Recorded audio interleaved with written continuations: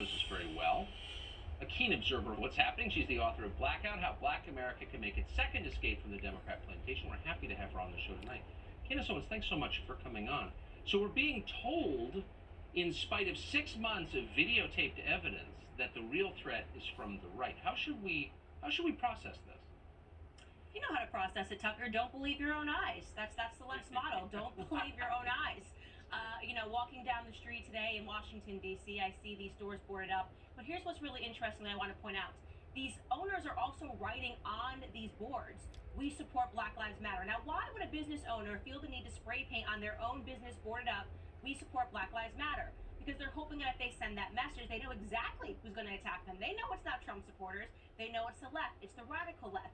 They know it's Antifa operating under the guise of Black Lives Matter, pretending that them destroying and ruining inner cities is because they care about black lives, right? That's the mirage the left is painting. When in fact, they just believe this is the right way to act. And it's not just these thugs that are doing this. They're getting dog whistles actively. The leftist media is telling them, there is no way Trump can win this election legitimately. I heard James Clyburn say that the other day. I've listened to multiple commentators say that on the left. There's no way he can win this legitimately. What does that signal to all of these groups, Tucker? All these groups on the left, it says, you know what? You have a right to destroy. Because no matter what happens, if you don't get what you want, it's because things were not done legitimately. That is such a wise point. And your point about what they're spray painting, I mean, if Ted Wheeler, who really should be punished for what he's done to that beautiful city of Portland, if that was really true, that people be spray painting, I'm a white supremacist. I mean, spare me, right-wing mobs. That's exactly right.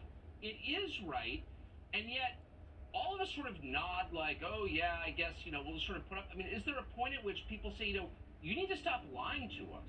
We're actually not going to put up with this much lying over this long period. There is, and I will say this, and I will say this sincerely, to everybody on the left that is okay with this, that is watching these businesses get boarded up and have turned the other cheek this entire year because you hate Trump so much. Let me tell you something. You will get eaten by your own dogs. When we start down this road in America, if you think that we can somehow put the toothpaste back in the tube, there will come a time where you're on side and you have a disagreement, and they're not going to stop. They're going to come for you too, and they're going to move past businesses. They're going to move into the suburbs. They're going to move into homes. Tucker, you know this. You've had Antifa show up on your doorstep. There is no way to stop this, so you be careful and you think about that when you head to the polls. You are either on the side of mob rule or you are on the side of law and order, and I am on the side of mob rule. Tomorrow I will be casting my ballot for Donald J. Trump. Amen. Nicely put.